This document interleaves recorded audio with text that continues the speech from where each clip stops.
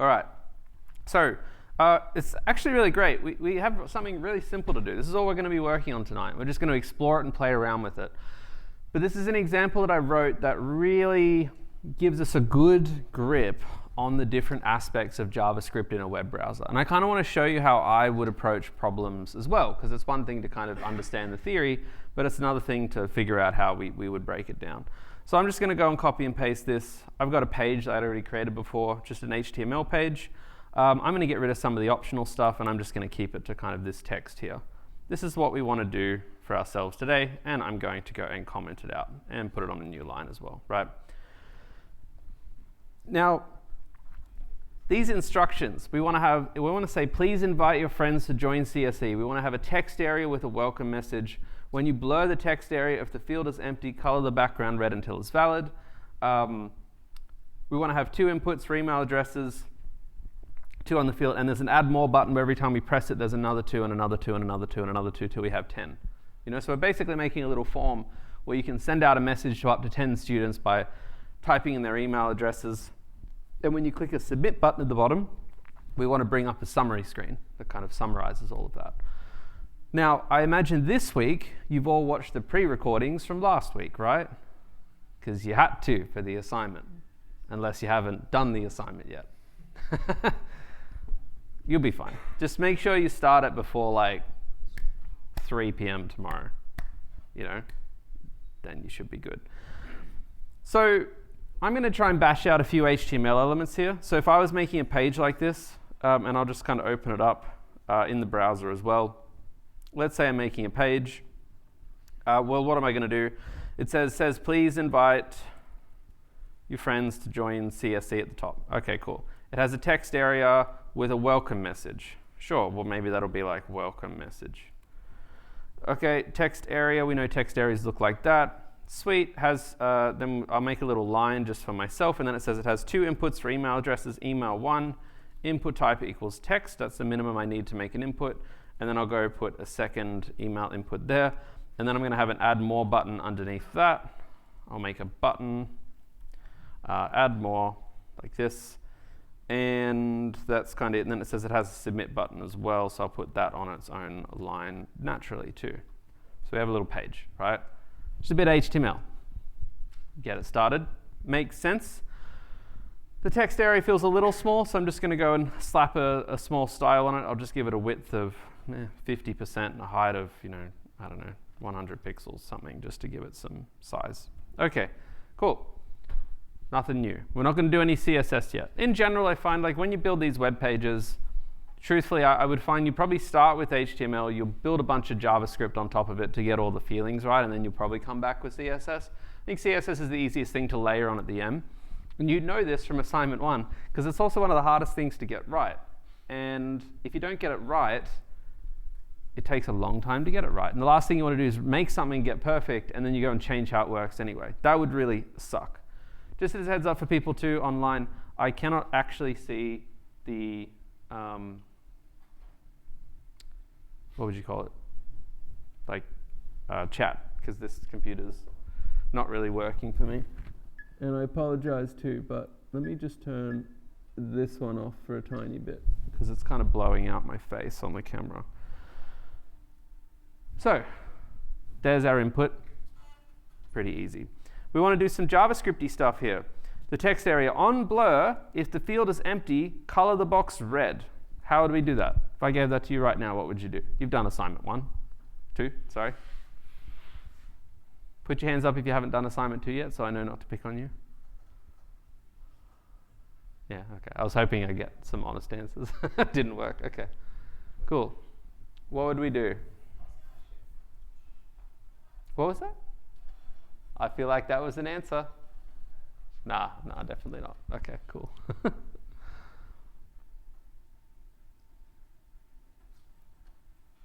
What would you write? We just want to make the box blur if the field's empty.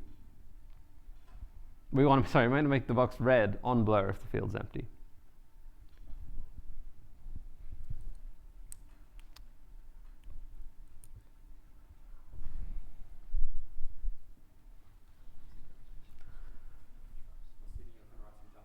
Yeah, I'm going to write some JavaScript. You can add an event listener. Okay. What am I going to add an event listener on? Text area. So this gets to a good point. I want to add an event listener here. So I'm going to attach to a particular HTML element on the DOM something that listens for a particular event from a user. Now remember, pretty much every event from everything is typically either a click, a key press, or a time passing, right? There are some exceptions. You can also listen for things like a scroll, when a user scrolls their mouse, or on page load, and a few other things. I don't know if you can still do it, but do you remember those old websites? You might remember them from when you're young, where like you try to close it, and it would like give you a pop-up and not even let you close it.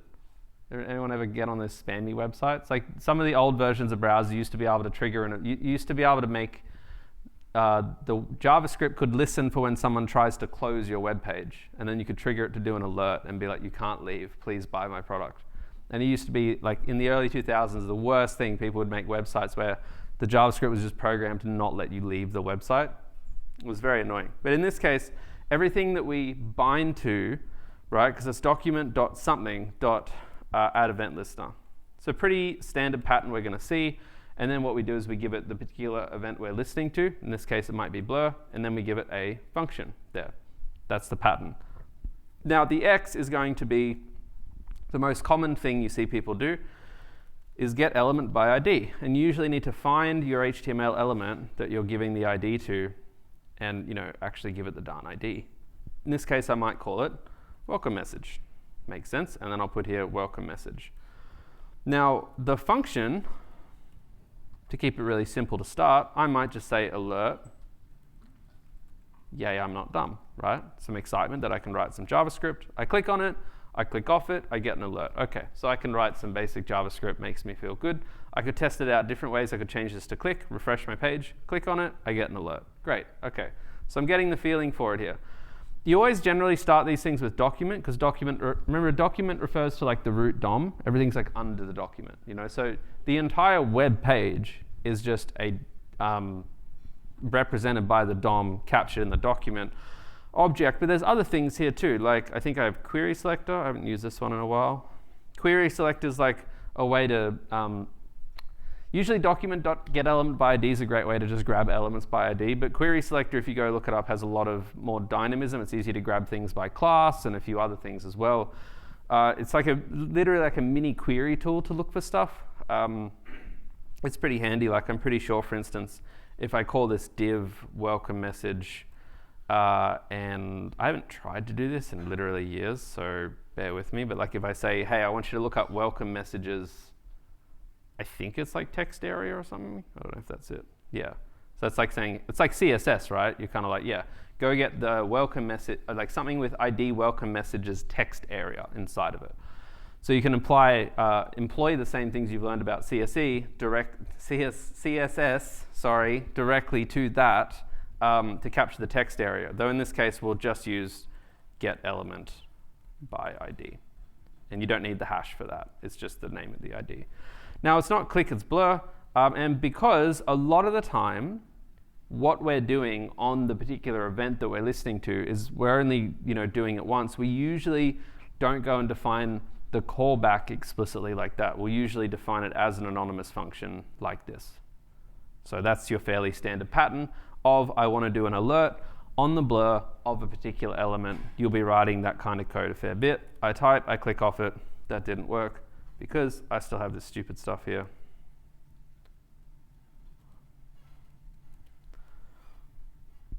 And there we go.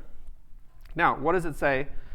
It says on blur, color the background red. Okay, so a lot of what we're doing with JavaScript, and you would have seen this with assignment 2 if you finished it, or if you haven't, I'm giving you a head start, is we're typically the listening for a DOM event, or we're updating the DOM.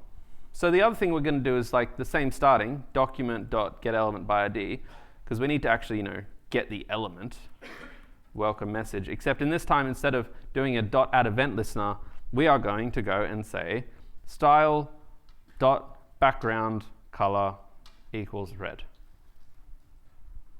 I click off it, it's red. Okay, so whenever you want to update an element's CSS property, all you have to do is do dot style, which is basically saying, hey, there's a DOM element there. I know it's got a lot of CSS. All that CSS is captured in dot style. And then you reference the particular CSS property. The only thing you have to be wary of here is anything that has a dash in it is converted to camel case. So anytime you see something like background color, it becomes background color. Margin left becomes margin left, stuff like this, right?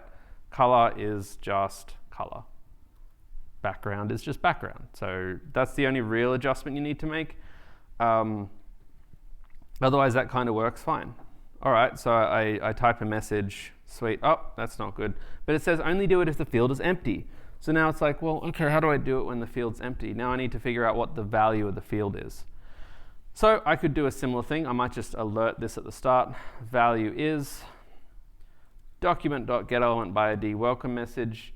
Now, typically, how you would get, because here's the funny thing. If I look this up in the DOM, this one's particularly confusing. Do they have it in there? They kind of don't. So with most things, like this button, if you want to get the text that's captured in between two tags, you usually look for the property .inner text, like that. When it comes to form attributes like this input here, and you know from the input that you might have seen previously, we can't do inner text because it's a void tag. It has no like open and close, right? So for those ones, instead of inner text, we do .value. So for void tags, inputs, we do .value. Most other tags, we do inner text.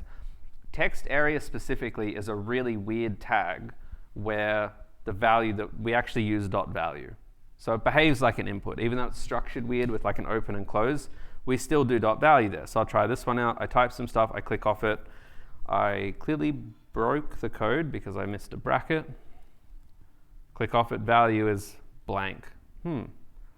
That's not good. What have I done wrong there? Any ideas?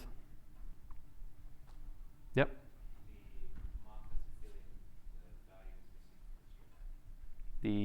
Sorry?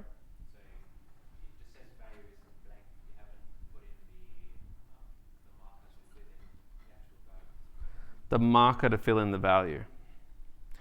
Yeah, so I mean, in this case, I think this one should be pretty chill. Like console logs work typically with commas that basically concatenate stuff together.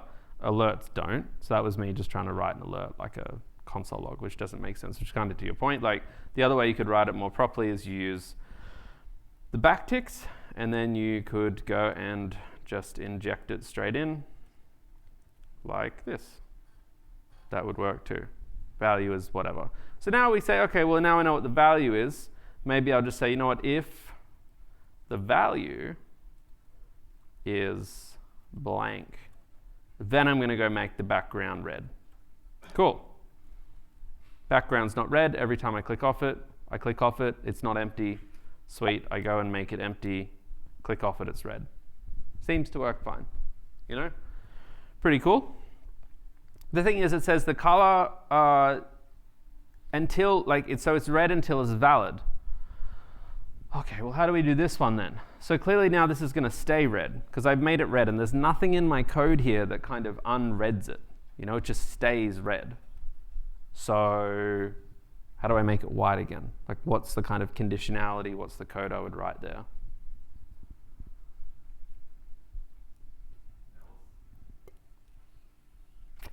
Hello, yes? Just add else. Else, yep. And then make it not red. Okay, cool. I love this answer because it's not quite there, but it's the exact first thing I would try, you know? Like, it's intuitive. It's like, well, if it's not red, it should be white, you know? Because if it's not empty. But where we run into trouble with this one is that I click off it and it's like that, but then when I click back on it and I start typing, it's still red, you know? Like, I want it to not be red at this point because I've got text in it. And the reason for that's obviously that we've kind of, the logic we're doing to determine whether it should be white is based on the blur event, you know, because it's all captured inside that. But again, that's the answer I was probably hoping for, because that's probably the first thing I would have written the first time I did that, you know? I'm like, makes sense. And this is kind of where it gets a little bit tricky as well, is you kind of got to click off it. So then you think, oh, well, goodness gracious, okay, well, when do I want it to turn white? What's the actual event that occurs that I should check for on?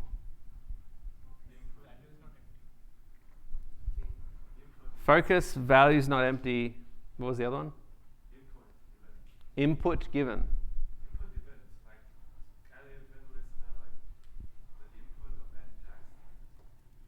Yeah, so let's have a look at different events. These are the different events in HTML. We've got after print. Like, so many of these are kind of like not used that much, right? Like, you can obviously get into like animation end, animation start, before print, blah blah. But the big ones are blur, change, click. I'd say focus, key down, key press, key up.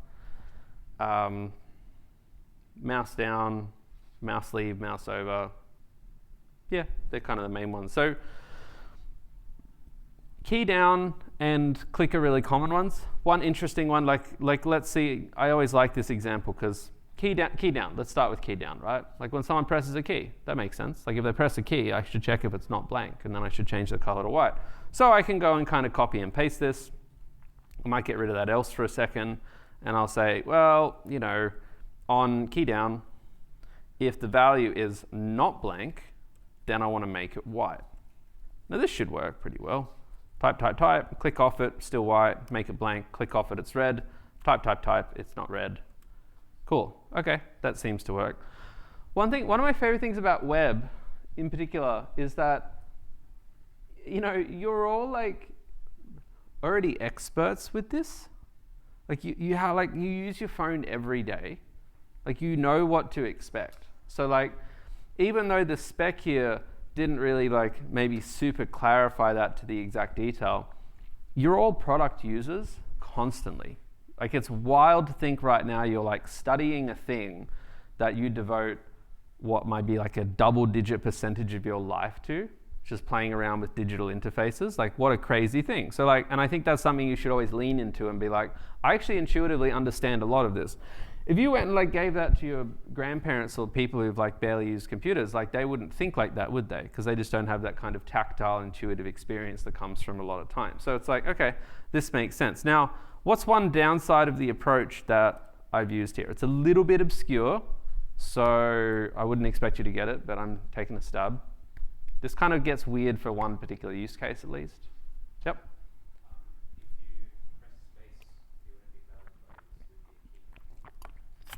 That actually wasn't what I was thinking, but you're right, I think. So let's try that. Actually, yeah, exactly, right? So, I mean, it kind of depends on the input. Like, maybe the input's still invalid, but just based off the spec here, which has said if it's empty, you're right, that should fail. Like, that should, wait, why isn't that, shouldn't that be white? Oh, what the hell? So one space is, I'm learning something right now. So one space, let's print this bloody thing out. Okay, let's see how it goes. So what I'm going to do is I'm going to console log this, backticks that. What I like to do if I'm testing things like this is go put a pipe either side of it. You've probably done something like this before, so I can see exactly what's going on. I click off it. Okay, key down, space. Backspace. Space.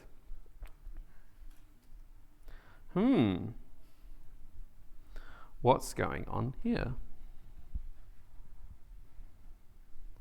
Very mysterious stuff. Let me show you something else. I'm going to go every single time you call an event listener. Actually, let's see how it works for a letter. A. Yeah. Is that actually empty? So weird. Yeah. Delete. So, quick bit of trivia. Every event you call with an event listener, an object is passed in as the first parameter of the function callback. That is the event variable. You've probably seen this in assignment 2. It has a whole bunch of stuff on it, right? It's like a massive event. It tells you like the key that was pressed, the key that was pressed, the key code, the key code as the key code as a number, and a whole bunch of like God knows whatever else stuff. That's the keyboard key. That's the type of event that was called. I don't really know what the timestamp is.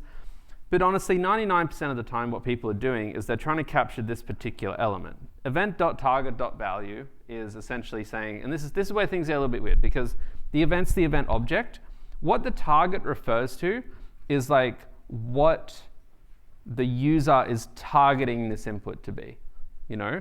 So what I mean is if the input's blank and I hit the A key, you like the way my brain intuitively thinks this is I think I type A hits the input, and then the JavaScript executes. But it all actually happens really quickly, and what's actually going on here is that it's blank, I hit A, and between the time that the A is not there and the A is there, it calls this event listener and executes stuff.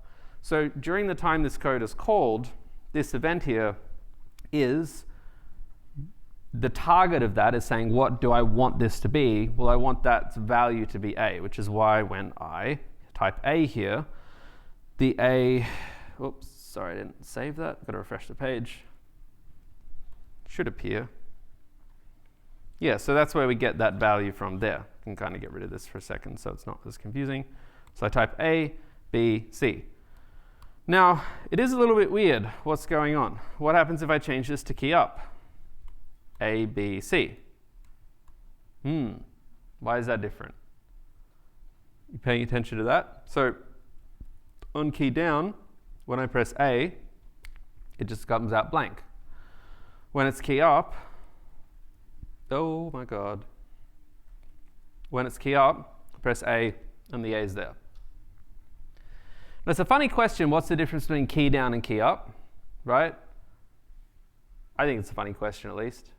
Because it's very subtle. You never really think about it, right? Like when you're pressing keys on a keyboard, you never really think about like, well, what exactly is happening here? And then you can infer pretty quickly, well, it kind of seems like key down is the event that's triggered before like the inputs tried to be right, you know, the written, and key up's after.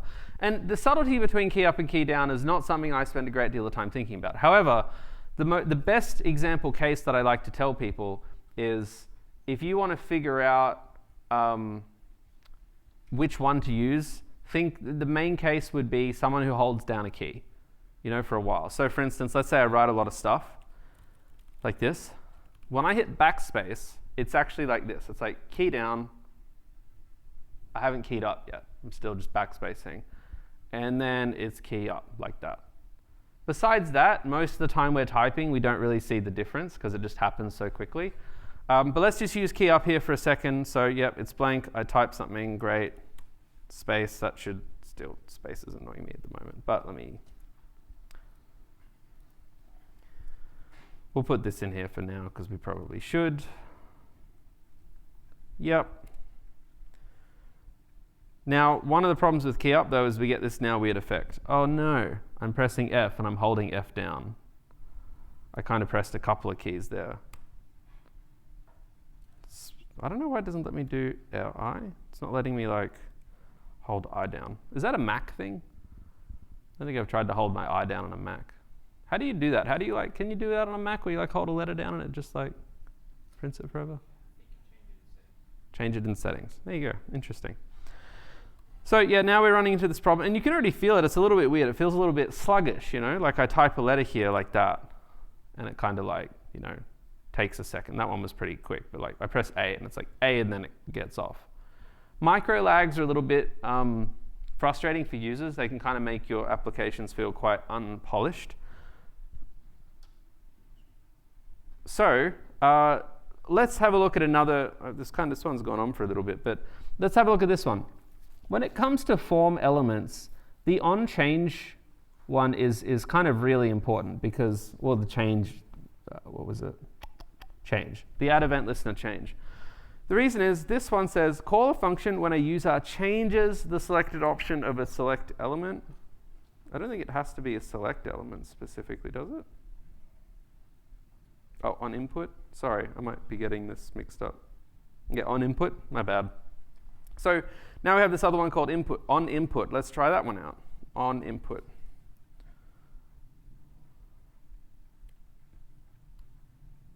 Oh no. It's not really listening. It's because we're not reading the docs. When someone writes something in an input field. I think it's just input. Yeah, oh, thank you. Thank you so much. I was like a little bit confused. Sometimes things don't work and I'm like, it's weird. Okay, so this one works. This one seems to solve our problems. It's a good example of like why you should use something that's designed for it, right? Because like inputs are a common place that you'll be dealing with these kinds of events. What is one benefit of using input that wasn't going to work for us with key up and key down, regardless of other issues with it?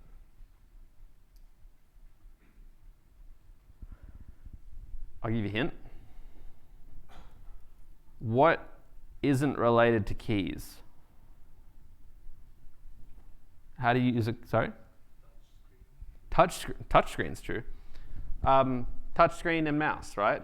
So with this one as key up, sure, it makes sense where I can type something. But let me just cut that for a second. I click off it, and now I'm going to paste it. Oh, paste doesn't really work.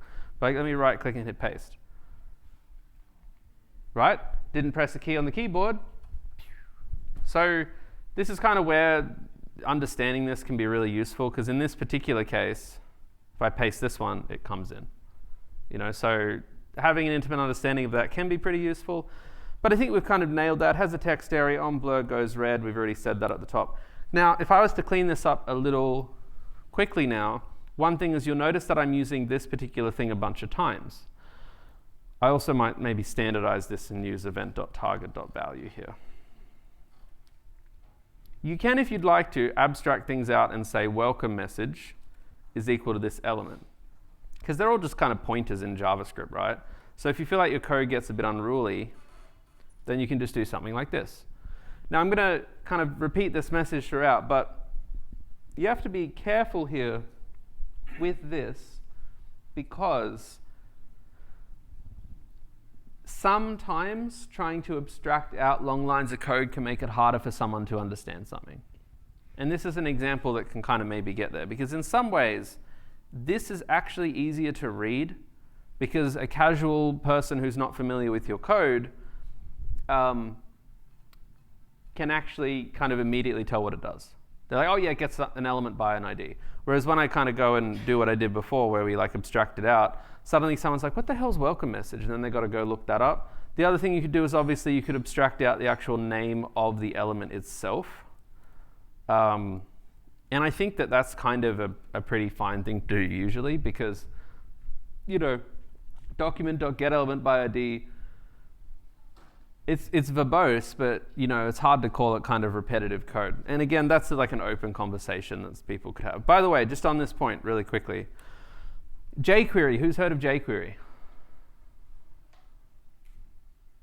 No one, okay. So when was it released? jQuery release.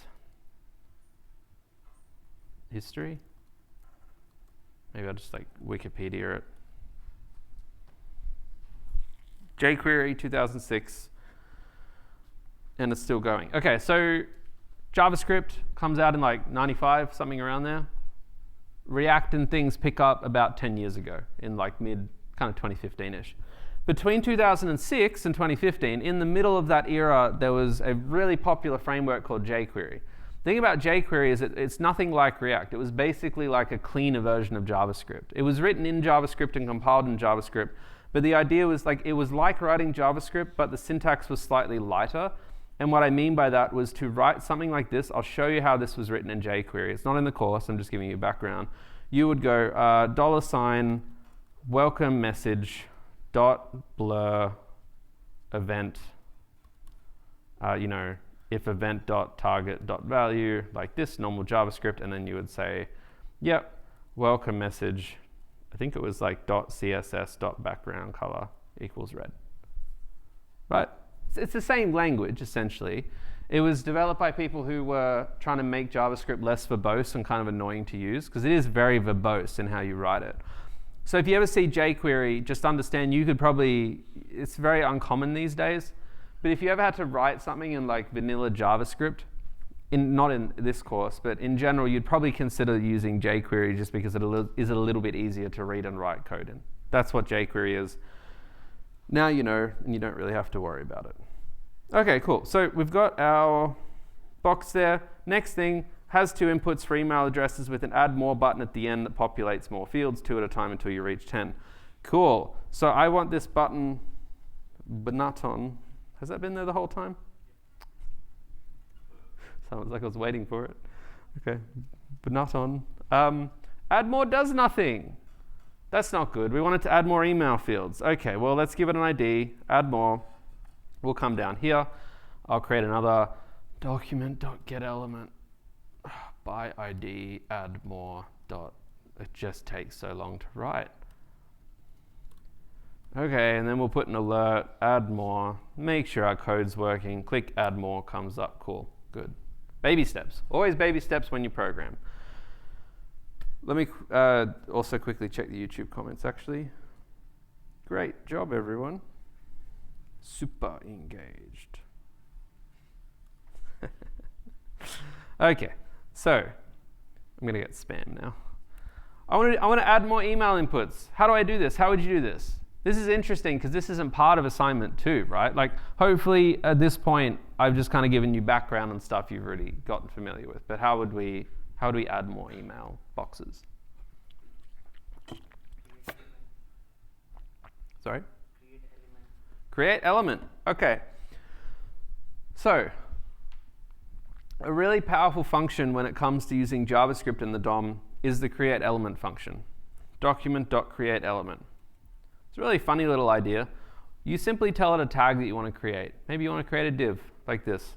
And I'll say, my div equals that, and then I'll console log that. It's a little bit conceptually weird, but the idea is that it literally creates a div, like an HTML element. So you're basically like, there's big parts of the JavaScript in the web browser that is just like an HTML generator. Like it knows how to do that. And the cool thing too is you can go and add stuff to that. For instance, you could say, I think it's like, is it add attribute?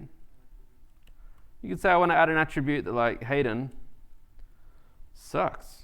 And it should go and add it. No, it shouldn't. Is it set attribute? Am I getting this mixed up with something else? Set attribute, sorry. There you go. So it does the HTML creation for us. And you think, oh, that's interesting. Well, I want to go make an input. So I just do the same thing. I say, well, I want to go create an input type, and I want it to be type is text. I made some HTML with JavaScript. That's pretty cool. Okay, well, what do I want to do with that? Well, I want to add it to something. So create elements are a common thing you'll use. The other thing you'll use is append child. So typically what I'll have to do is I'll have to kind of wrap all my emails in a div, just so like it all works. And I might give the div the idea of like emails. So now what I say down here underneath is I say, well, document.getElement by ID, emails, right? I've got that element, append child, and I'm going to append my div to it. My div is obviously now a terrible name. I'll call it new email input. So now, magic, right? Every time I click that button, it's going to add some HTML to the page. So I'm basically generating HTML in the JavaScript into an element, a variable, then I'm grabbing that variable and throwing it at another element already in the DOM and saying, add this to the end of it. But you can see here I'm missing some stuff. It's like, okay, well, I need to do that email thing. So, well, you could do this a few ways. I could obviously, before that, I could append, I think you can do append, is it append text or something? Can't remember. I don't know if that's a real thing. Yeah, nah.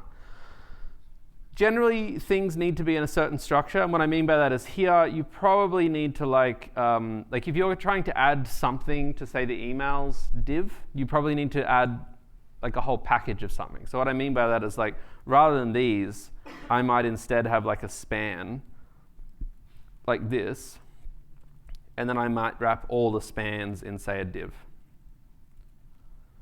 So that I can kind of create a box. Like basically everything you add generally works well if it's in a box. So I'm going to create a div that's the whole thing, then create a span inside of it, and then create an input inside of that div, and then that whole div I'm going to throw in the other div, right? It's very confusing, but we can kind of go do that. So I've got my new email input. I'm going to say I've got my new span input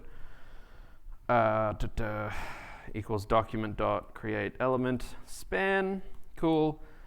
New span input dot inner text, because there's actually text inside the tags there, is going to say like email X, because I don't know how to make it email 3 yet. We'll figure that out in a sec.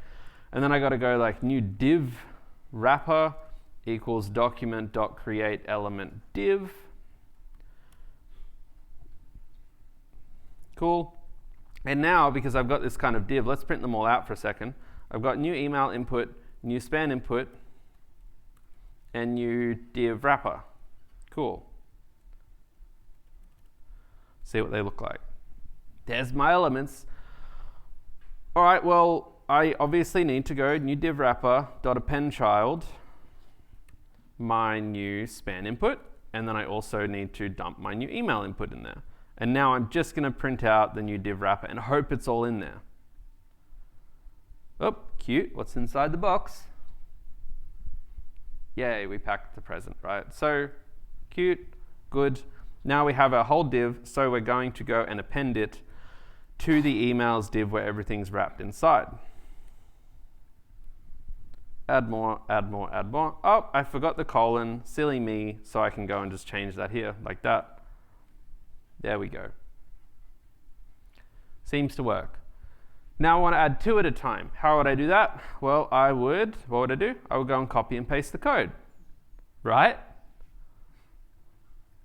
I mean, no, don't ever do that, but because it just, don't do that, because it just looks weird and you have to start changing stuff. So, you'd break it up into a function, right? That's a pretty simple idea. I go add new email. There's my function. I'll create one up here, const add new email, like this, does that, and then I simply call my function twice. There are my emails. Then you think, okay, well, they should have a particular number to them. All right, so I'll say this one number. And then here, instead of email X, I'm going to say email number. Okay, cool. Well, how do I know? Well, I can put 3 and 4 here for now. That'll work. Code's perfect, right? Obviously not. How can I get around that? A few different things. Actually, how would you do it? I can think of 2 ways right off the top of my head. Get the value and then +1 ++. Give it a, what's the first part? Get the value and then Get what value? in the last email, get the particular tag and the value, like the last email is email 2, right? Yep. And then get the 2 and then increment it twice. Yeah, okay. So there's a few different things we can do here. That approach is probably like the most complete approach, which is that I could use the query selector, find the emails element, go get the last tag in there, search inside that div for a span, look inside the span. I'd probably need to wrap this in another span to be able to easily isolate it, later on. And then I could find that number, and then I could be like, that's the number, parse it from a string to an int, because everything in HTML is going to be a string by default, increment it, put it in. The other thing I could do, if I was feeling real lazy, is I could say let count equals 2, right? And then I could just do this every single time.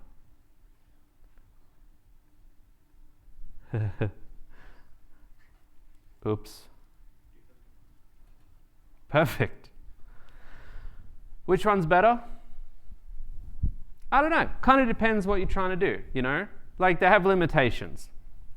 The problem with this one is that if you delete stuff, maybe that one gets harder. There could be bugs with that. I probably always start there, but I think what's great is like what the next thing is if it's not good enough. Because sometimes simple solutions are good, and then we go, no, we need a more robust solution later. So that'd be a more robust solution. This is a simple solution to start. Sounds good. What do we know else about our spec? Add more button that populates more fields until you reach 10. Okay, well, after I do that, I can say if count is greater or equal to 10, what do I want to do? I want to hide the button. Great, I already have this element here. And how do I hide stuff? Well, this is a pretty common way to hide stuff. You add the CSS property display none. Display none's a way to hide the element. Now remember, in CSS, visibility hidden is a way to keep the element in the DOM and rendered, just invisible. And display none will actually unmount it from the DOM. It won't, it doesn't unmount it from the DOM. It actually it doesn't occupy space anymore. So here, if I go and add more, we can see this, here, for instance, let's just monitor this in the code. Every time I click add more, JavaScript is adding elements to the DOM dynamically, but once I click this one, The button's gone, but the add more is still there. HTML DOM, a delete element. If I come to this, we can actually remove an element though if we want to. Document.getElement by ID remove. So I could do that if I really want to. I could say remove. And this is different because now it will actually remove it from the DOM. It's gone. How would I choose which one to use there? It's an interesting question.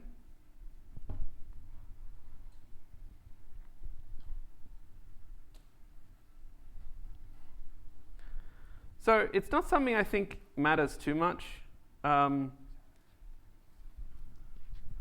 Generally, I'd say display none's fine because it's easy and you can always bring it back pretty trivially. But also, if you remove it and you never need it again, why would it really matter? The main thing to consider, and I've never worked on an application where this matters, but in theory it matters. Every time you have something in the DOM, you are going to be consuming memory in some way. So for an add more button, probably doesn't matter. You know why? Because there's one on the page. It's like a constant time problem. But let's say you were making a page that had, a million dots on it or something, or some kind of game or something dynamic where there was just like a significant chunk of things. Then you'd probably need to care about it just a little bit more. But in this case, either's fine. But let's just remove it for now. Actually, maybe I will just hide it. That might be useful later. OK, cool. I've got that. I add that in. Easy. Done. Now we want a submit button that, when clicked, provides a summary screen before allowing the user to cancel or continue. So this gets into an interesting thing around pages. And just before I talk about pages, I want to take a moment to reflect on what we've actually been doing here today. What we've been doing here today so far, and we'll take a break after this bit, is we have been creating what is called a single page application. We talk about this more later, but the idea here is that an HTML page, like you write HTML right now, you create a whole page, and you understand that someone goes and loads that entire content up, and if they want more, they kind of have to go get it back from the file system or a server. The idea with single page applications is that they're basically a big chunk of JavaScript that you load once, and everything you do after that is just the JavaScript making stuff on the fly. Now, obviously, that creates a bigger initial load time, right? But the benefit of it is that the page is a lot smoother. Now, I'm just kind of winging it here. But if I go to Airbnb.com, right? Pretty simple website. They might have some different stuff. But let's just imagine for a second, like, they've obviously going to have a lot of JavaScript on this site that makes it run. It's probably all imported from somewhere. Here's a bunch of JavaScript there. Now, they're obviously using React. But the point is that when I click on this, they're opening that in a new tab, I guess. When I click on this, notice again, we're not refreshing the page. We might be constructing whole new elements at the same time, or this, like that's being constructed. Like all these things are being kind of constructed on the fly. So that thing you just saw us do with create element where we made HTML, modern websites are just doing that constantly. They're not getting a new HTML page. Now this one is a little bit different. Naturally, you can see it's trying to open stuff in a new tab. Let's look at this place. What's a good example here? I'm trying to think of something that would be, say like this, right? I click on show all amenities. This box here, it's all going to be generated. The elements are going to be generated. Show more, same kind of thing here. Like it's all just kind of generated on the fly. And that's kind of the most important paradigm shift that matters a lot more in week 7 and stuff when we learn about React. So like what you generally saw, and this is kind of maybe, like I kind of unpack the history again as we understand it. 90s websites were pages. JavaScript maybe did something cute and dynamic, like brought up a modal. Eventually people thought, it'd be awesome if we actually just made one JavaScript page.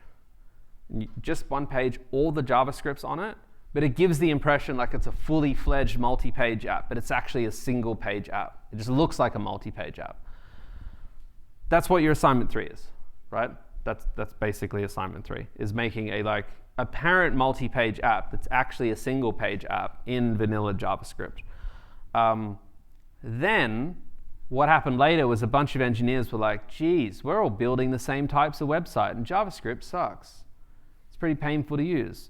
So they were like, why don't we go make ourselves a kind of pseudo language that's designed specifically for this use case?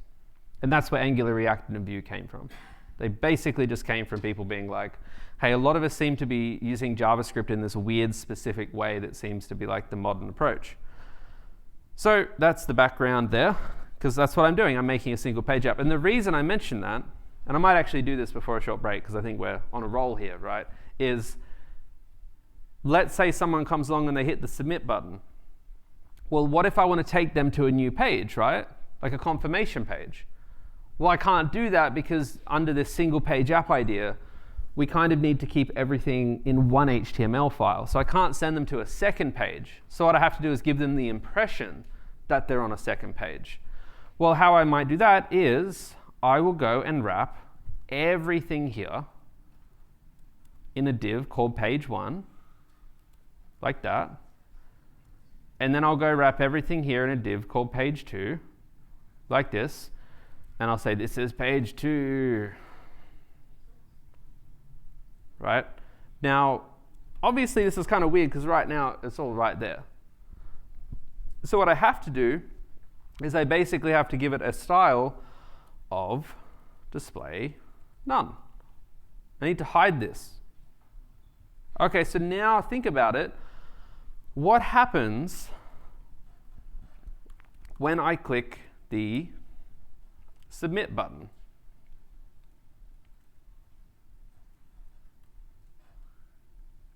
Like this. So, yep, add event listener, click. Well, what do I want to do? I want to document.getElementById, page1, CSS display equals none. And I want to take page 2 and display equals block, which is kind of saying show. Or can you do display show? I don't think so.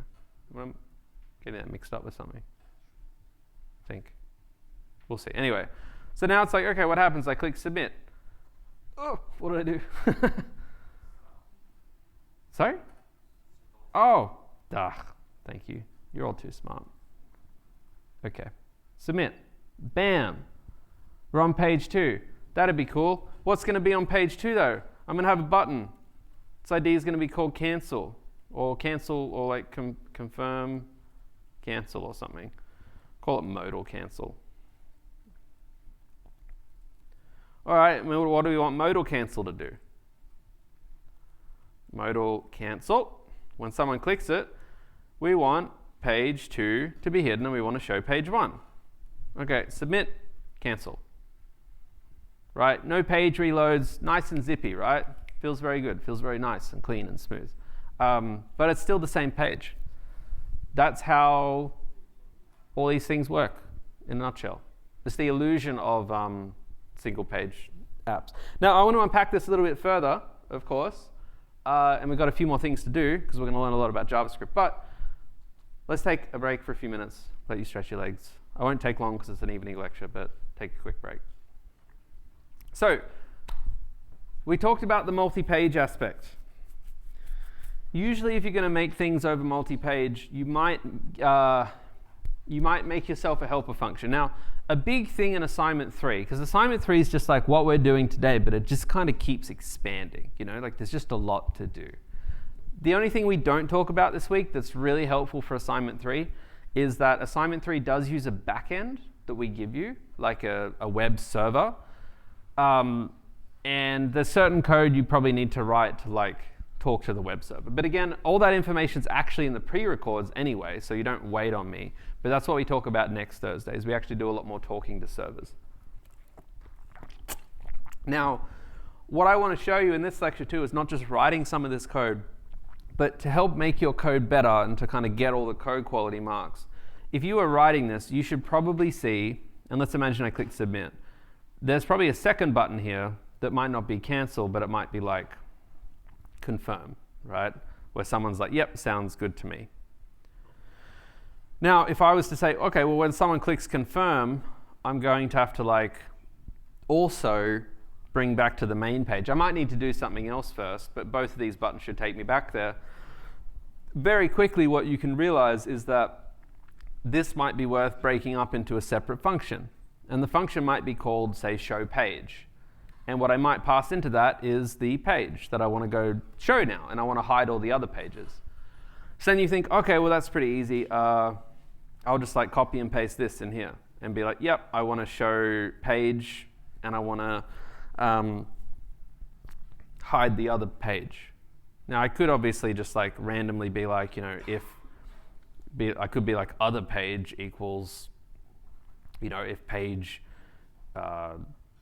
equals page 1, then it's page 2, otherwise it's page 1 or something like that to figure out the other page. But that's not going to work the second I have like more pages, right? Because I might have like 5 pages in my app. So the way you'd probably do it is you'd probably go make a helper function, and I call it pages, and I would say, yep, I got page 1 and I got page 2. Now, if I want more pages, I'll just go add to that later. And then all I really have to do here is say, well, you know what? I'm actually going to loop through all the pages. And for each page, I'm literally just going to hide it, right? And then I'm only going to show the page they actually... show page, probably should do that. I'm actually, you know, going to do that. By the way, I'm pretty sure this code actually works. I ran into 3 bugs, the same 3 bugs. Oh, no. Safe. Good. I ran into 3 bugs last week that were all the same bug.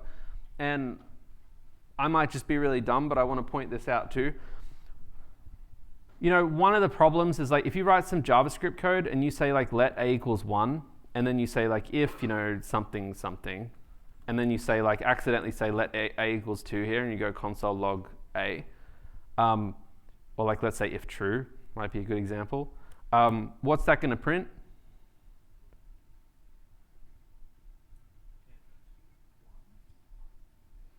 Two, one, one, one. Okay, yeah. It's going to print 1. I kind of, you know, threw it to you in a good way, so I'm glad you picked up on it. JavaScript follows similar scoping rules to other languages, which is basically every time you open a new brace, you're kind of creating a subscope that's temporary. So in this case, what I mean is if I console log a here, this will give me 1. If I console log a here, it'll give me 1. But once I define that, it'll give me 2. But once I hit this, everything that was in that scope gets killed. I'd point that out because I feel like if I've run into that 3 times, either I am truly a moron or like one of you is probably going to run into that as well. It just happens whenever you redeclare it. So obviously if I got rid of that, it works fine. You know, because the let's like a way of saying I want to redeclare this variable.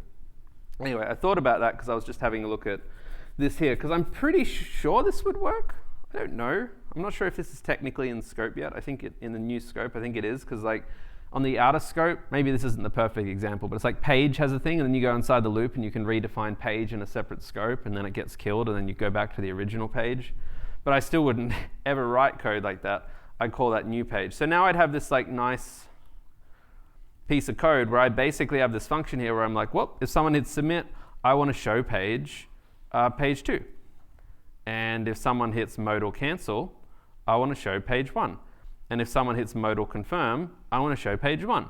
I kind of clean up my code. And again, I point this out because it's going to be a recurring theme of assignment 3, is as you try and build out this single page app, you'll need to think about, not super complicated, but reasonably intelligent ways to keep the code from turning into spaghetti.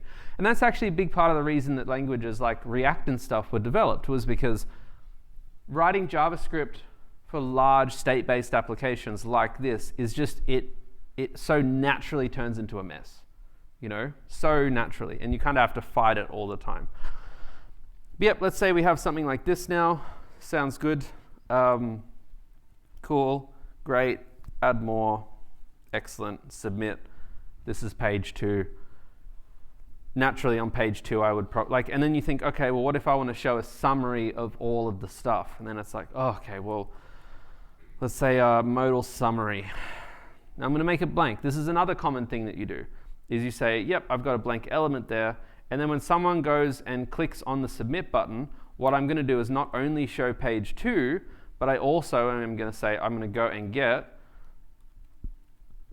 the modal summary, and I'm going to append child some stuff. Now what stuff? Well, I might go and construct that now. So what I'll do is I'll go and say, summary div is document.createElement div. Okay, cool. And then I think, well, what am I going to show? I'm going to show the welcome message. So maybe I'll go and create a welcome message, welcome span, document.createElement span. Cool. And then I need to say welcome span dot inner text is equal to what? Document dot get element by ID welcome messages dot value. Okay, it's like it's very tiring, after some point. And it's like, okay, so I've got a little span and I inject that text into it. All right, and then I get my summary div and I append my welcome span to it. See what this does. Submit. Sad. I haven't done it right, have I? Shouldn't have made that so small. All right, well, what have I done wrong? I've got my summary div. I didn't append my summary div to the modal summary, so let's try it again. Submit. There it is. Okay, cool.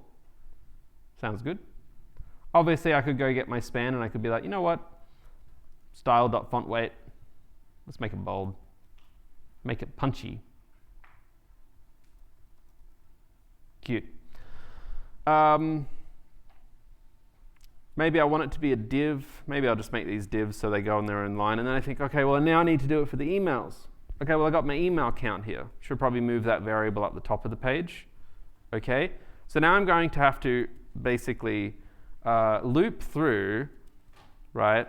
I is less than count, I plus plus, loop through all of the emails that I have. And then I'm going to have to go, all right, well, well, how am I going to do this? How do I identify each input? Any ideas?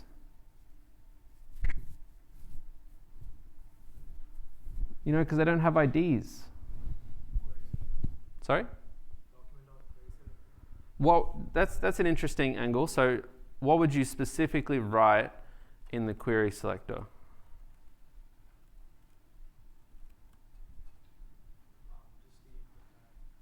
Input? Like that? Not trying to stress you out, sorry? No, I'm just thinking that if it takes the type of the element as a default class, it doesn't have one. It takes the type of the... You're on the right track, so,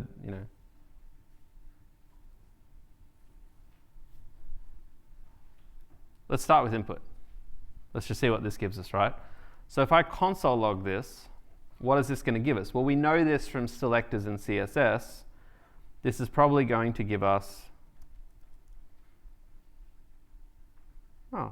query selector. Is it selector all? Is that it? Has anyone used this yet? I think it's that. Query selector all, this is, if it finds multiple matches, we will get all of them. So when I use query selector all, it tries to match a thing, and if it matches many, I get it in a list. Okay, that's pretty cool. That's basically what we were getting at, right? What's the downside of this specific piece of code? You don't distinguish between the kinds of elements. You have to access them one by one on the basis of their index.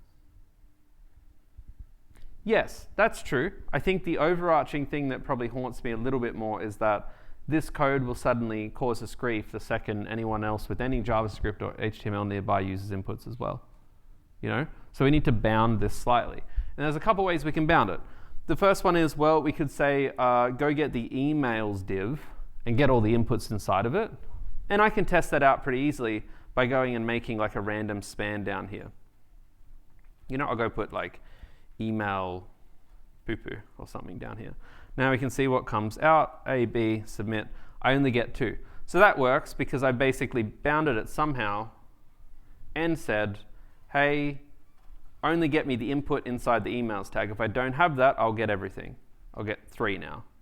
Cool. The other way you could do it is you could add a class to all of the inputs or div or something. And this one might actually be more useful because if you think about it, maybe we don't actually want this case we want the inputs, sure. But what happens if we actually want all the elements here? We maybe don't want the input specifically. So what I could do is I could go say, email input box or something. Go put that on here, and then I could just say, you know what, just go get me all of the email input boxes. Like that. That's cool. That seems to work. The other thing we could do is we could go and look up the emails by document.getElementById, and then we could ask for its child list, I think it is. So maybe I'll quickly try that, because I think you can go like getElementById emails. Is it .children? Child?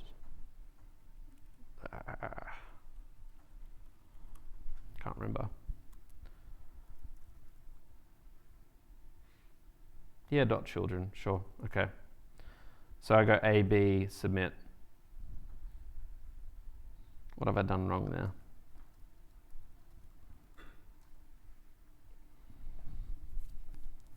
Child nodes versus children.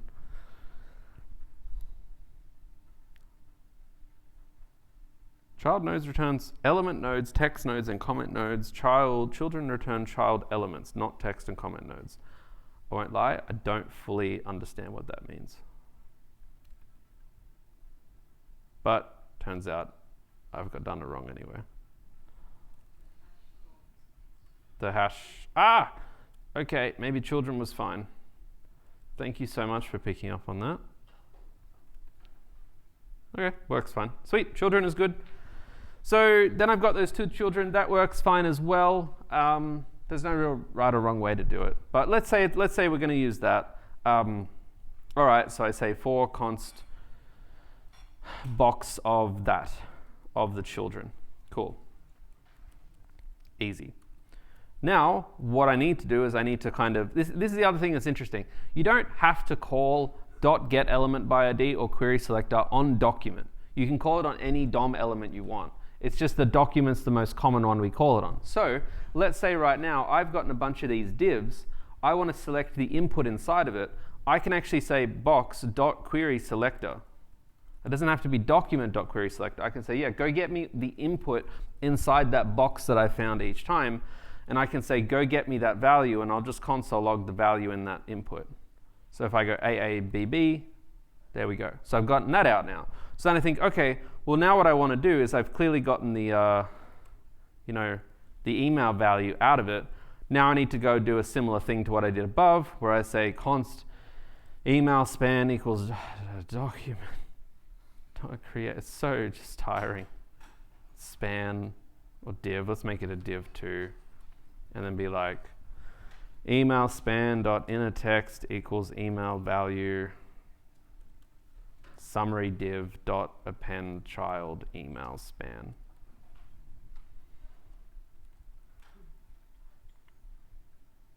Where'd my header go? I didn't write anything in it. Welcome to CSE. Submit. Oh no. What have I done? It's all right. We'll do it one more time. It'll probably fix itself. Oh, shit. Right? So this kind of gets to a really interesting point about single-page apps, is that the benefit of single-page apps is that state manages itself. And what I mean by that is I can press cancel here, and all my inputs are still here, because I haven't refreshed the page. And that's a great thing. The downside of it is that I haven't refreshed the page. So whatever I left there is still there. So one thing that you get pretty used to is saying, well, you know what? When I load page 2, I probably also need to actually go and say get element by ID, modal summary in a text is going to be nothing. I think that'll work. Welcome, AABB. Yep, cancel, submit. Right? And it seems a little bit funny sometimes to like go and delete it and redraw it constantly, but like that's a pretty common pattern, is that people will be just like wiping a page and recreating it.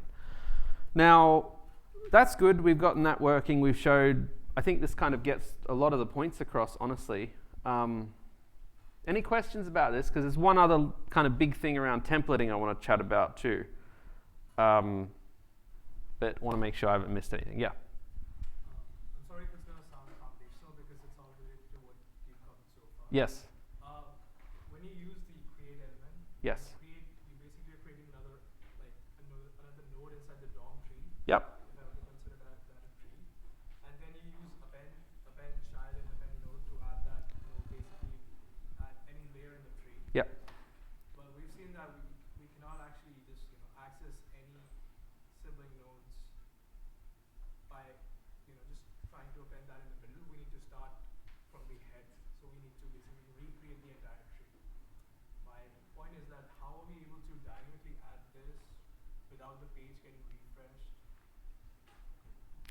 I think I understand your question, but I'm not exactly sure where we'd be doing the thing you mentioned. So like, where are we doing that thing you mentioned where Like anytime you create an element and then append it to the actual HTML DOM, yeah, the page doesn't get refreshed. correct. Right, but the tree actually gets restructured entirely from scratch along with the new element, virtually. Yeah, I don't think that like there's, I mean, as far as I know, and I could be wrong, I don't think it actually does recreate the whole thing. But isn't that the whole foundation behind why React came into the picture? Because it uses another virtual DOM and then it uses a different algorithm in between the original DOM tree and the new one. That's why it's able to maintain the single page application behavior. The virtual DOM in React is probably more just like, so it has a nice layer in between it so that it doesn't have to like do everything on the DOM immediately. Like if you append 3 things, it might be able to stack them up and then go. Like there's obviously going to be a penalty to adding to the DOM because it's got to re-render it for sure. And there's probably ways you can do it more efficiently. Like I'm sure, you know, building up a bunch of elements and then re-rendering it at the same time is quicker. I don't think that it like has to re-render the whole thing by itself though. Vanilla JavaScript doesn't reload the entire page every time I use it? Or is it just because we're just using this on the client side? If we were to connect this to a server like a post API that summons the form, Yeah. it would definitely send a request and then it would get a return. So when it would get a return, the page is going to get refreshed. So typically when you have a form, and I guess we will see it next week too, but if you have a form and you send a request to a server, typically that server actually just responds in a JSON blob, and you won't actually refresh the page. You can kind of stop that from happening, and you'll actually just take that JSON blob and update particular DOM elements that you need to update. So a good example, in your assignment, I think your assignment surprise is going to be to make the ed forum, basically, the front end for it. It's pretty not too bad, but the idea is like when you make it, you know, when you get a list of all the threads on the forum, you basically make a request to the server. It sends you back a big JSON thing, and then you just kind of through a for loop going create like that. You don't have to refresh the whole page in that sense. I think the thing with the virtual DOM in React is like, and I think it'll make more sense when we do React a little more, but the idea is that React is in a constant state of like refreshing every time something changes, and the virtual DOM's its way of trying to manage what to refresh and not refresh, so it's not reloading the whole page. I guess to the point of that, where things like this vanilla JavaScript get tricky, and maybe this is what you were getting at, is like, this is a really small piece of code I have on the page, welcome and 2 emails. This can get really big. So for example, let's say the ed forum. There might be 100 posts on the sidebar, 100 forum posts.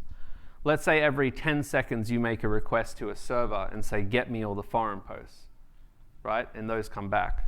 You've kind of got 2 ways now that you can update that list. Either you can personally go through all the list that's rendered and the new list you got from the server, see what's changed, and go and like manually create elements of what's missing, you know? That's quite difficult though. It's a lot of code to write, it's very hard to get it right. Or you can do the really simple thing, and you can just delete all the elements in the list, recreate them every 10 seconds, you know? And we've kind of done that here. That's like literally what we do. We literally come in and we're like, delete it, we'll recreate it. And that's fine for this. It's like 3 lines of text. But imagine, you know, you're doing Airbnb or something, and there's massive elements that are taking up, you know, megabytes and megabytes of memory. This approach can start to falter.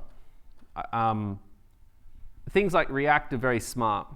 They'll actually look typically at be like, okay, you've got letters A, B, C, D, E here, and you've now said that I want to add A, B, C, D, E, F. All right, well, I'm just going to add the F to the end instead of deleting and recreating it, which is kind of, I think, where the virtual DOM comes in. Not sure if that's helpful at all. But I was just only wondering why normal vanilla.js doesn't refresh the whole page when it adds another node at the end, because we cannot access like child nodes in a binary tree without starting from the scratch. Just looking from that I'm not too sure, honestly. Just because either I'm wrong or I don't fully understand it, but I don't think it redoes it all from scratch or re-renders it at least. But I'll take a look. I don't like, generally for context too, like I don't spend a lot of time writing this code day to day, so I don't spend a lot of time with the DOM. But send me an email or post on the forum with the question too, and I'll follow it up for you. So I want to make sure we get to the bottom of it. So we've just talked about this has its limitations, works fine for now. In general, for the assignment, you'll be doing a lot of the just delete it and recreate it, right? Browsers are pretty powerful. It might feel silly because you're like, oh, what happens if I delete it and then have to regenerate 100 items? It'll happen so quickly you won't even notice that it deleted it and re-rendered it again. It happens really often. I can kind of show you even. I mean, I don't know. It's probably hard to show you because I don't think we have anything on the page to show you. But you'll just have to take my word for it. The main thing I wanted to kind of get at though, and this one is super important for assignment 3. Doing this stuff is really tiring, where we added the emails. And in fact, it gets more tiring because then let's imagine someone comes along here and they say, well, you know what? I'm actually going to we've got our span here and then we've got our input here. That sounds good. And then, now normally you just add a class, but let's imagine now someone says actually, I want my span to have a particular style that's like font family as Arial for some reason. Whether it's a class or a style doesn't matter. And now it looks a little different. And then you think, oh my God, now in my span that I create, I have to be like, well, my span is now going to also have a style font family of Arial. Right, and this kind of expands out exponentially, in terms of every time you change the underlying element, you're going to have to go and modify how you create it. So probably the more scalable way that we do stuff is we will take something like this, we will come drag it down the bottom of our page like this, copy and paste it, and you'll do two things. First one is you'll give it an ID, and the ID might be like email input box template. And the second thing you do is you give it a style, which is display none. And both of those things are really important. The display none is important because you want it to not exist. You don't want anyone to see it. You want it to be in the DOM, but not rendered, so to speak. And the template's important because you need to know how to reference it. So now one thing I can do here is I can actually, if I take this, let me copy and paste this, just so, because I think I'll share this code with you after and I don't want it to disappear. But let's take that. Now what I'm going to do is I'm going to say const new, div wrapper equals document.clone node, and I'm going to go and say I want to clone that. Now I have to double check I've gotten that syntax right. Let's see.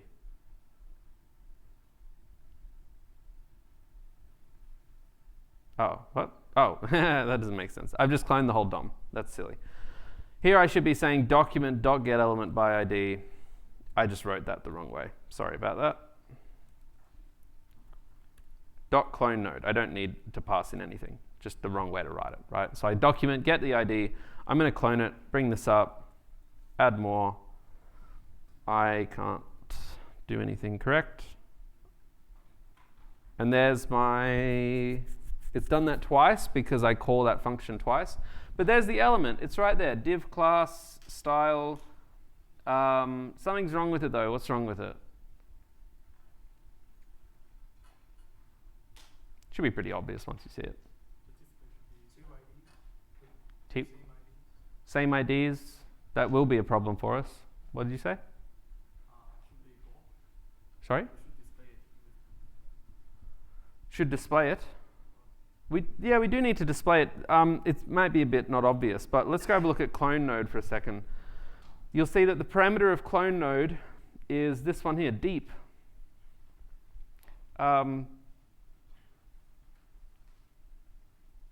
It's an optional field, but I think this is the problem at least.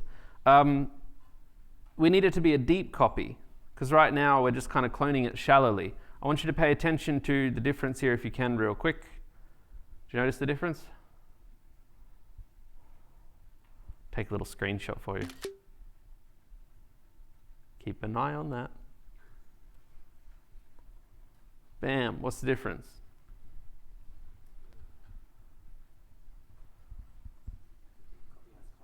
Yeah, it has the contents inside of it. So you can see here, I'm being mean.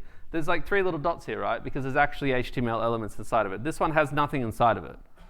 It's like the outer HTML with nothing on the inside. So I need to do that so that I can actually go and get all the inside elements as well. So we need it to be a deep clone of the element. Now I need to do 2 things naturally to clean this up. The first one is I need to say new div wrapper dot, I think it's remove attribute, ID, I think. Let me just make sure that's it. Yep, so I have to get rid of the ID. Because to your point, we can only have one ID of an element, so that's like the template needs its ID and everyone else should stay away from it, because otherwise this is going to get confused later potentially. The other thing I need to do is I need to set the style.display to be block. Okay, cool. So now that should be block. Or I could delete the style none thing, because that would have the same effect. Well, now what am I going to do? Well, I need to actually set the elements inside of it, because I want to change here the 2 to something else. And this is actually where things get easier, because what I can do is I can wrap this in a span. I might call this span class, number, like that. And I can actually use the query selector here to much more easily say new div wrapper dot query selector, go get me the, I could make it even cleaner, span dot number dot inner text equals number. And then all I have to do from there is append that to emails. And it works fine. Now this is a great method for non-trivial DOM elements, because for trivial DOM elements like a span, it's kind of fine just to create it. But if you're creating big complicated structures, like again, think back to Airbnb's website with like, imagine you're making Airbnb. They've got these things here where you've got, the live and then this and then the buttons and then that and then the text and hosted. Doja Cat, coming 9th of October, whatever. It's like, that's a lot of HTML elements. Like if I was to look at how big that is, that thing would be like massive. Like it's quite significant. That's a lot of layers. Like I'm still going up the layers here. So no one's going to be like manually going and creating all that. Obviously they use React anyway, but the point is that's a much more concise way to do things. And the best part about this is if you expand the HTML elements to include more static things and not dynamic, you don't have to go and change it. What I mean by that's, what happens if you just decide that you want to go and put an emoji out the front here or something, like a cucumber, for no particular reason at all. It's like, well, it's all handled by this.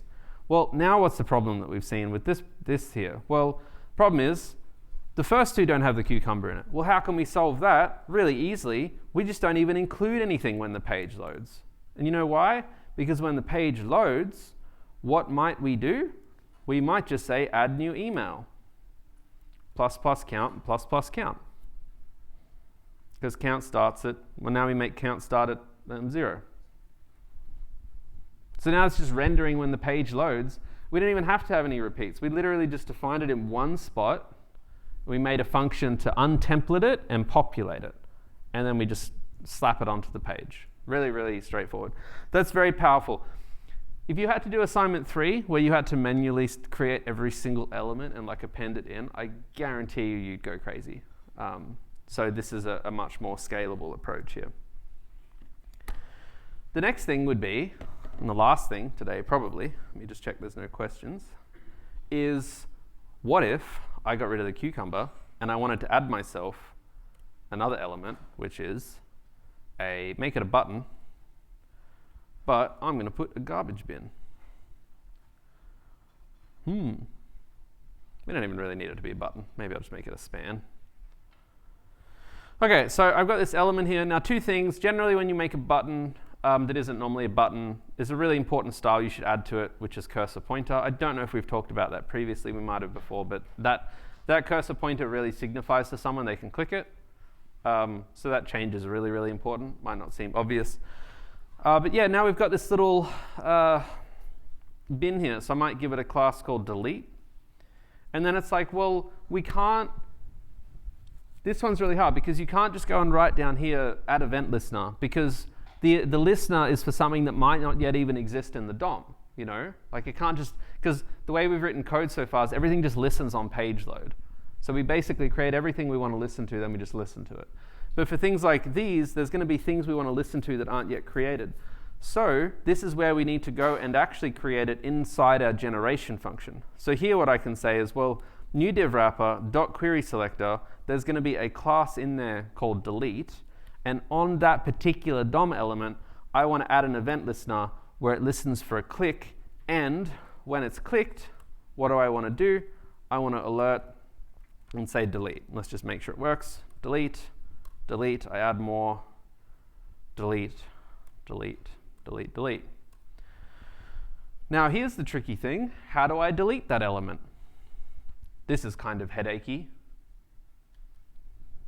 This is actually a good example of where React would be very easy to use, but it's very hard with this stuff. How would you start it? I normally don't do this part in this lecture, so I'm trying to figure it out in the back of my head while I'm asking you, right? So like, how would you start it? Don't make me start it. It's boring.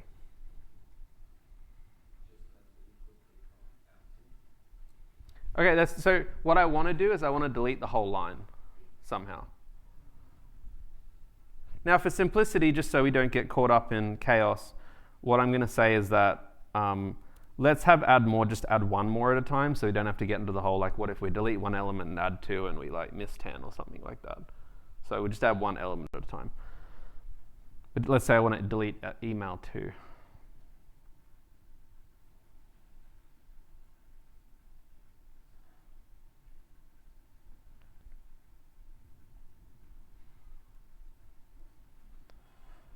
So there's a bunch of different ways we could do this. You're probably thinking about it, like if I think about it, I'm like, well, I could delete this entire thing. Let's go down that route really quick. So now to delete it, I need to kind of get the DOM element itself. So let me just try and print this out for a second at least. I'll just like console. Actually, we could just try this out. We could say, you know what? When someone clicks on the delete button, let's just remove the element. Because I guess we already got that element in the DOM here. Now, sometimes that works and doesn't work. Let me try it out. A, B, C. OK, that worked. That wasn't too bad. That was actually pretty easy. It's useful because we already have the element here, so it knows what to do with it. What's the problem, though? The numbers. How do we fix that? Sorry? Robust approach. The approach I mentioned before. OK. So now you can't hardcode the let, right? Or maybe you have to call the function again to check if the numbers are in a correct order. Yeah. So a few things we could do. One is we could say, you know what, after it's removed, and this one's quite painful. Where was the loop we did before? We could be like, you know what? I'm going to create a like sub count at 1, go loop through all of the children of emails, and for each children of emails, go and find the element called number, right, span.number, and go set its inner text to be sub count, and then sub count plus equals 1. Now I don't know if this will work, but I'm going to try it out. A, B, C. Okay. So it feels a little bit dirty, to be honest, because like I don't really like a function over here just randomly renumbering the page. But that did work. Basically, we had 3 elements. We cut out the middle one. They collapsed, and then we just changed the numbers of them. Sometimes there could be side effects of that, of course. I actually thought that was going to be a lot harder than it was, but we kind of breezed through that. So that was good, I guess. You know, the other way that you could do things, if you were feeling, well, actually, that one probably is the best way to do it. But I was going to say, like, sometimes when there's hard problems, you can always do things by basically just like taking the really shortcut way. So like, again, not ideal. But with something like this, what some people might do is they might actually be like, if you want to delete a few elements, what we'll do is we'll actually go take all the inputs of what you don't want to delete, we'll wipe the DOM clean, and then we'll just go regenerate the inputs from scratch. And sometimes that approach can be useful because it allows you to just reuse logic. And reusing logic is a very powerful way to keep your code simple. Because what's a little messy about this is we not only have logic to generate these now, we've got this other logic we have to maintain over here that's about like reordering the numbers, and it relies on some other assumptions. I think this one's the right way to go here, but there's scenarios where it might not be the best. And it might be easier to just like delete it and regenerate it. You will definitely come across that. The example I mentioned was like with the ed forum, for instance. Like with this, like you're going to get like in assignment 3, you're going to basically have a server return you a bunch of these things here. And it probably is easier when you get a new update to actually delete that entire list off the DOM and regenerate them quickly.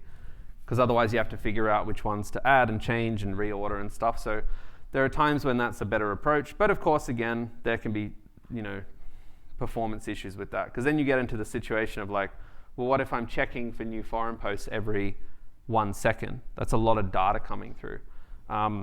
In fact, there's a website that I'll share with you over the weekend. I showed you a couple weeks ago, that website where we run Git stuff. And the original version of that actually had a similar problem where like what would happen is that it would make a request to a server to get like 1,000 different automark runs of students' code. And what it did was it just displayed it in a table on the page.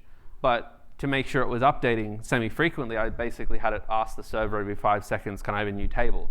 And I didn't write any code that made it like check for the latest entry or anything like that. I was just like delete the table, regenerate it. You couldn't tell it was getting deleted and regenerated visually, but a tutor on a really old computer could, because they were like, hey, every time I use your website, it just like crashes my browser for some reason. And it's like they just were on like a sufficiently crappy computer that, a browser or some other situation where it was just like that amount of text and data just being like dumped and recreated from the DOM just like caused it to seize up. And by the time it unseized, it probably tried to get it again and like seize up again. So there's interesting things there, which I think, really quick anecdote to kind of wrap us up today. I think what's cool about front end too is you should always get in the mindset of like, knowing how to do front end generally is pretty easy. Knowing how to do it at scale is kind of where things get hard. And this is true for all kinds of engineering. The example I always give people, the first time I remember, it was when I was at Microsoft, and there was like a thing where they were like, does anyone here know SQL? SQL? Yeah. So they were basically like, in SQL there's like, I can't remember, it's like drop column, can't remember what it was called, experiment from, I don't know how to write this, data. They basically had a table in Microsoft called data, and they were like, hey, we have a column in that table, think a spreadsheet, can you just delete the column? And I was like, I know how to do this. Like, they're going to be so impressed with me like SQLing my way through it. And then I got into their production server and I ran this query and it just started loading. And I like sat at my desk for like 10 minutes and I was like, oh God, what's going on here? And I said to them, I was like, hey, this isn't working. And they were like, yeah, it's not working because the table at Microsoft was like, I think something like 2 terabytes. It was a 2 terabyte table, or just the most ridiculously large table possible. And they were like, there's physically not enough RAM to process that. Because with SQL, it kind of like, has something temporary in RAM, it tries to delete it, and then only when it succeeds, it kind of updates it. It's how it protects itself from things like power failures and stuff. So they were like, you can't do that. You got to like figure out a really complicated way to do it because it's just not working at scale, Like all this stuff works really well cutely, but it doesn't work at scale. Now, I don't know a lot of web stuff at scale. I've had to tinker with it. Like, I'm not pretending to be an expert, but it's a good way to think about it because most solutions we can do quickly a bunch of different ways and it'll all be fine because we're not dealing with it at scale. Whereas again, there are going to be companies like Airbnb or Netflix or Canva or something where like they're doing something that's just particularly heavy and they're going to need to really know what they're doing and know the right way to do it. So that's all I wanted to leave you with. Any other questions before we wrap up today? Everyone's very quiet tonight. I guess assignment 2 must be due. Yep. It's not really a question, I just want to get your suggestion. So you mentioned that you have to query the server every 5 seconds to check if there's anything. Yeah. Would it be possible that you could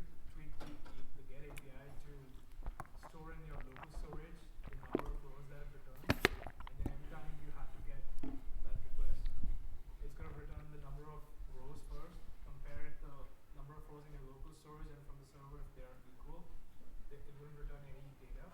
But if it's greater, right? Yep. Would it be an optimal approach? Yeah, so it's interesting thinking. So the question's like, how do I solve that 5-second example where we might have 100 queries? So your suggestion was like, okay, well, I loaded it 5 seconds ago. There was 110 foreign posts. I will store that. I'll send that to the server. And if there's not 110, it'll give me data. And if there is 110, maybe it returns empty or something way of me knowing that there's nothing changing. There's no good, easy way to say it's a good or bad idea because it kind of depends on the systems and the assumptions. There are some systems you work on where you'll never be able to touch the server, and you just have to figure out how to deal with it. So you might have to write your own front-end comparisons. But let's say you can modify the server, right, to do that. That would work pretty well. You'd run into problems, though, in a case where, say, someone creates a foreign post and then deletes a foreign post at the same time. The other thing you could do is you could have the server, instead of returning all the foreign posts, you could just have it return all the IDs of the foreign post. So that way you can just quickly check against it, and then any new one you could go and fetch those separately.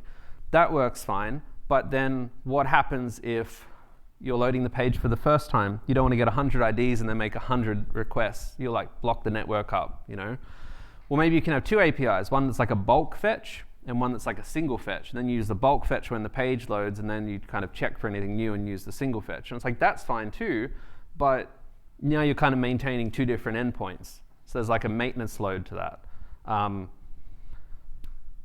What's the right approach? Not too sure. As systems get bigger, large systems would probably consider using things like WebSockets and stuff. WebSockets are a way where if you're going to make requests often, it basically keeps open a really long request where it can feed information to pretty rapidly. WebSockets, you can go look into them. We don't cover it in this course. They're used a lot for dashboards and things. So if there's ever a dashboard where there's just live data coming up, WebSockets are probably used for that if you need it quite quickly, if you're going to be making requests sub-second times. But the other thing is just to genuinely probably look at the diff of things, I would say. That's probably how, I don't know how Ed does it, but if I was them, I'd probably just be, You mentioned that you yeah. can't change the server. How would you manage that just on the front end? It depends how they return it. I can have a look at how this is returned by having a quick look at, I mean, if we assume that it's getting returned in a JSON, we could store the JSON in our local storage and compare it. yeah, definitely. It's really hard because the lecture's I think it's user here. Is it user? Yeah, so this looks let me copy this into this looks like what Ed sends me when I load the page. Let me see what's here. This probably, let me see if I can find some text. Graduation date. That might not be it. Time. Maybe it is there. Oh, no, that's it there, right. Yeah, so there's basically all the posts. So clearly Ed is actually sending all of that when the page loads. That's probably fine. I'm just having a look at the size of it. I don't know. I don't want to go too far down because somewhere there's the API, there's my token. I don't want anyone to copy that and delete our Ed or something. I don't know where it is. Maybe I went past it and I missed it. There it is. Anyway, this is going to be a certain size. Clearly, it's not too small because it loads pretty quickly. If you pay attention, you can see a short moment where it loads. Generally, text is pretty small regardless. So, if I was making this particular one, I would try it out first. I'd just be let's load it all each time and see what happens. And if it wasn't too sluggish, I'd stay with it. If it got sluggish, I'd probably start doing ID checks and be well, I've got 100 posts here. Let's go through all the IDs, and anything that's not right, we'll go and slap it on. And maybe I'd kind of hack around it and be make my life really easy and be well, if the IDs don't match, just regenerate it. And if they match, leave it alone. Because I'm how often are posts made? They're made every hour or half an hour or something. So it's why would I write really intelligent code to only render some things at a time when it happens every half an hour, which is why use cases are so important with this. Because if stuff was updating every second, then you should be really smart about it. But if it's every half an hour, then it's probably more just I'll re-render it if I need to, but because that only happens every 3,600th second, screw it. They can put up with it for 1 second and a half. Have heavy stuff like videos and photos. Would it be that we could implement a Implement a what? Caching mechanism, like we could store the DOM stuff. Yeah, browsers are pretty good with things like images and stuff. If you request a direct image, like I don't know if you'll be able to see it here. Like this is an image. I want to see if they. Oop. I don't know if they do it here, but yeah, see this little thing here? How it says memory for these 3 images. So that's actually your browser. What it's done is like every image will typically have like a cache life on it, and that's the browser actually being like respecting the cache life and saying, I didn't actually fetch that from the network. I served it from memory cache.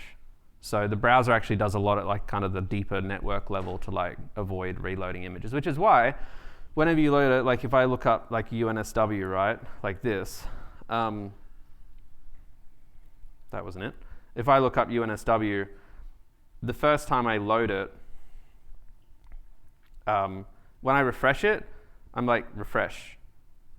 It's so quick, but if I do like a command shift or a control shift refresh now, like it takes a bit longer. That's because basically when I do a normal refresh, it's already cache stuff, whereas when I do like a cache refresh, it like reloads everything onto the web browser. So a lot of that stuff is kind of oddly handled for you, but you could still look into it, yeah, for sure, because there might be ways you can do stuff. Some websites also preload images. I don't see them doing that much anymore because internet's pretty quick nowadays for images, so it's not really a problem. But that was a common thing in the past, was you could actually use JavaScript to load images into the DOM quietly, so that like, you know, and this kind of still happens. Like we have to do it on our website sometimes. Is like sometimes you will just have to load stuff before the user needs it, in case they like click on it, because you might not want to wait for long. But 7:59. Let's call it for tonight.